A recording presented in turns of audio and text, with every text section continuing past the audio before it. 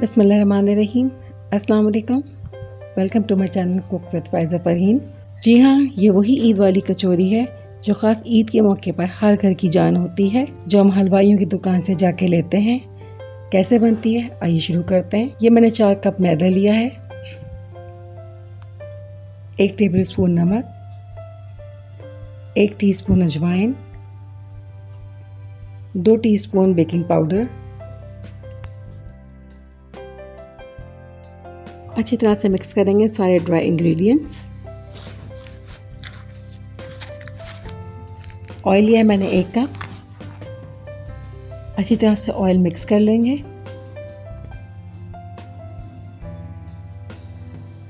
देखिए अच्छी तरह से सारा ऑयल मिक्स हो चुका है आटे में।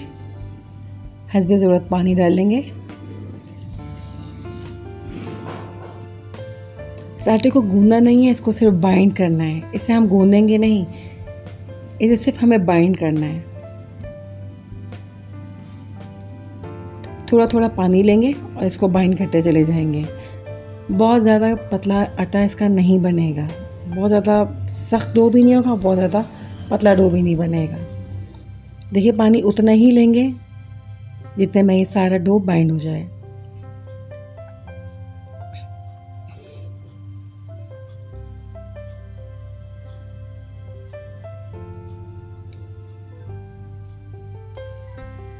अगर आपका डो बहुत अच्छा बनेगा तो ही आपकी कचौरियों का टेक्सचर ही अच्छा आएगा।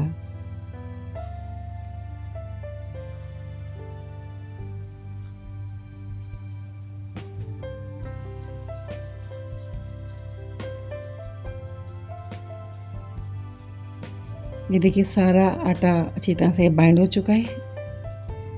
देखिए कितना ये रफ सी इसकी शक्ल हो गई है और ये इतना ही रफ सा डो बनेगा।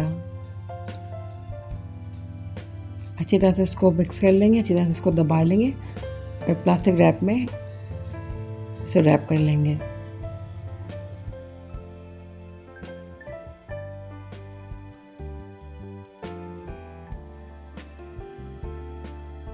आइए कचौरियों की फिलिंग की तरफ चलते हैं।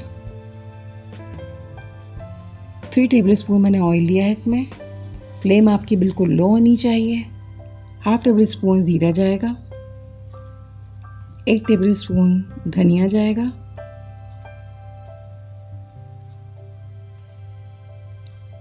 1 टेबल स्पून सौंफ जाएगी।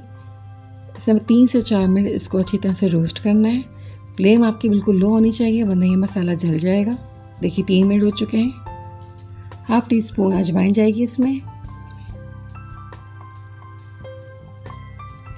1.5 टीस्पून कुटी मिर्च, 1 टीस्पून नमक, 1/2 टेबल स्पून अदरक लहसुन का पेस्ट। ये मैंने 1 कप दाल ली थी, इसे मैंने 8 घंटे भिगो दिया था और इसका पानी निकाल लिया है। तो ये इसमें अच्छी तरह से इसको मिक्स कर लेंगे। थोड़ा सा पानी डालेंगे ताकि सारे मसाले हमारे इस तरह से मिक्स हो जाए और 2 से 3 मिनट इसको अच्छी तरह से पकाएंगे। 1/2 टीस्पून टाटरी डालेंगे इसके अंदर, मिक्स करेंगे और इतना पकाएंगे कि सारा पानी अच्छी तरह से सूख जाए। देखिए पानी इसमें अच्छी तरह से सूख चुका है, तो इसको मैं अब ठंडा करने पर चॉप कर लूँगी। डो की तरफ चलते हैं।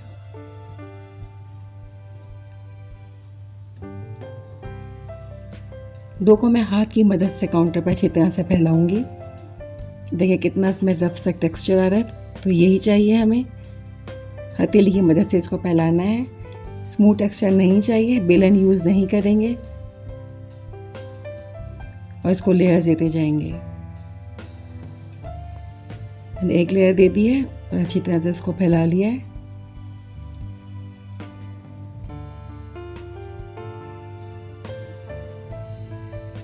दूसरी लेयर देंगे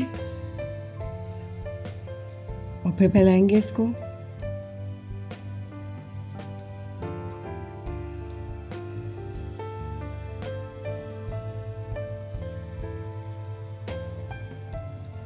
तीसरी लेयर देंगे, फिर फैलाएंगे इसको।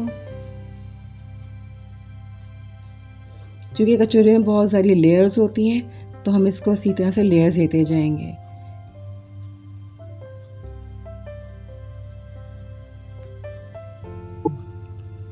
अब इसके पेड़ों के लिए पीसेस कर लेते हैं।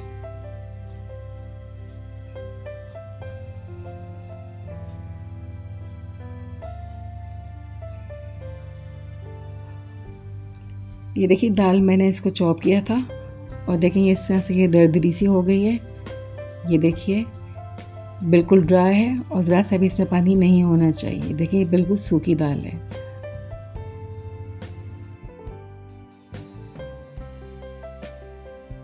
तो एक पेड़ा उठाएंगे,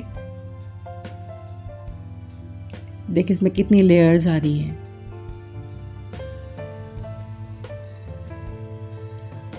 हल्का सा ऑयल लगाएंगे हाथ में और हथेली की मदद से इसको फैला लेंगे।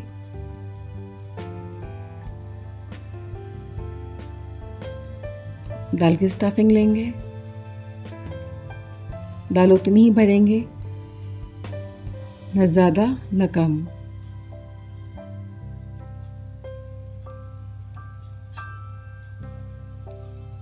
अब इसको अच्छी तरह से बंद करेंगे।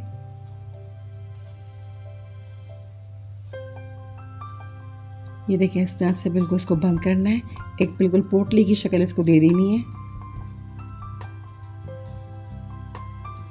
देखिए ऊपर से इस तरह से ये घुमा कर इस तरह से बंद कर दी जाएगी। हथेली की मदद से इसको बढ़ाएंगे हल्के हाथ से बिल्कुल।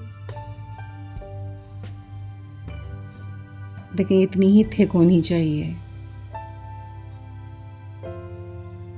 दूसरे पेड़ा उठाएंगे, इसी तरह हथेली की मदद से इसको बढ़ाएंगे और इसमें दाल की स्टफिंग कर देंगे। ये दाल आप पहले से बना के आप फ्रीज भी कर सकते हैं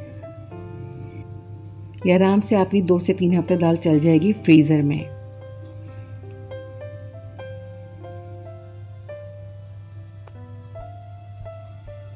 इसी तरह से हम इसको बंद करेंगे।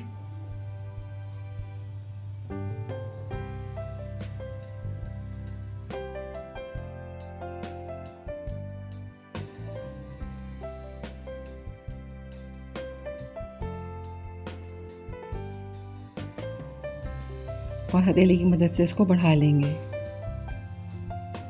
और इसी तरह सारी कचौरियाँ तैयार करते चले जाएंगे।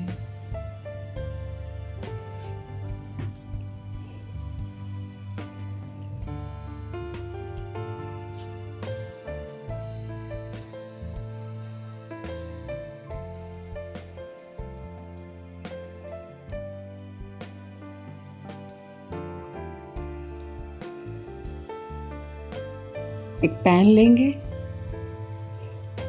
और उसमें इतना ऑयल डालेंगे कि हमारी सारी कचौरियाँ अच्छी तरीके से डीप फ्राई हो जाए। ऑयल का फ्लेम बिल्कुल लो होना चाहिए। ज़्यादा अगर फ्लेम रखेंगे तो कचौरी जाते के साथ बिल्कुल जल जाएगी और ऊपर से पक जाएगी, अंदर से कच्ची रह जाएगी और वो खस्तापन नहीं आएगा जो हम चाहते हैं। लिहाजा फ्लेम बिल्कुल इसकी लो होनी चाहिए। देखिए बिल्कुल लो फ्लेम है, कचौरी बिल्कुल आराम से बैठी हुई है। तेज़ होगी तो फ़ौरन से ये पकना शुरू हो जाएगी। हमें इसे बहुत देर तक पकाना है, इसलिए इसकी आंच बहुत ज़्यादा धीमी होनी चाहिए। देखिए इसको बिल्कुल आप हल्की आंच पे इसको पकने छोड़ दें। 20 मिनट हो चुके हैं एक साइड से पकते हुए। चेक करते हैं कितनी पकी है।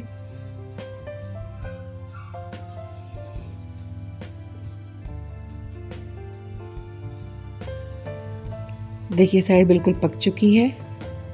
सारी चेक करते हैं, ये भी पक चुकी है।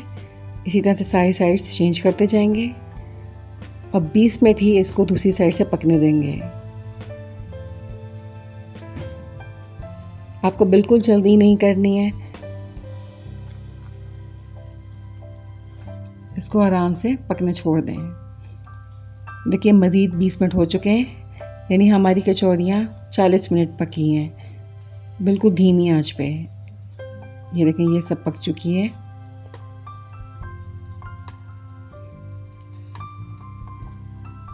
कुकिंग पीरियड इसका बहुत ज़्यादा है और अगर आप इसी पीरियड में बनाएंगे तो कचौरियाँ बहुत लजीज और शानदार बनेंगी। देखिए सारी कचौरियाँ पक चुकी हैं तो मैं इसको एक स्ट्रेनर में निकालती जाऊंगी, इसको ऑयल निकाल लेंगे सारा। स्टेप बाय स्टेप अगर आप इस रेसिपी को फॉलो करेंगे तो आपकी कचौरियाँ बहुत खस्ता और बहुत मज़ेदार बनेंगी। और आपने अगर इसी तरह से घर में बनाई तो आप बाज़ार की आपको कभी पसंद नहीं आएंगी, आप हमेशा अपने घर में ही बनाएंगे।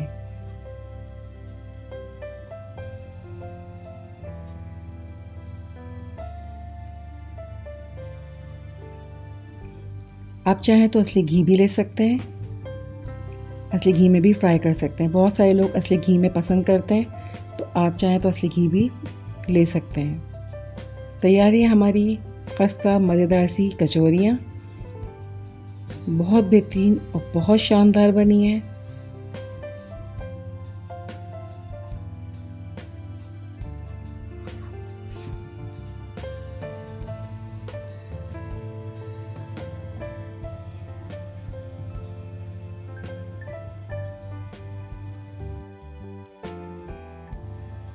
आइए चेक करते हैं। ये देखिए, मैं आपको तोड़ के दिखाती हूँ, बहुत ज़्यादा गर्म है इस वक्त। ये देखें ये कितनी खस्ता, कितनी अच्छी तरह से ये देखें पकी हुई है, कितनी लेयर्स हैं इनमें।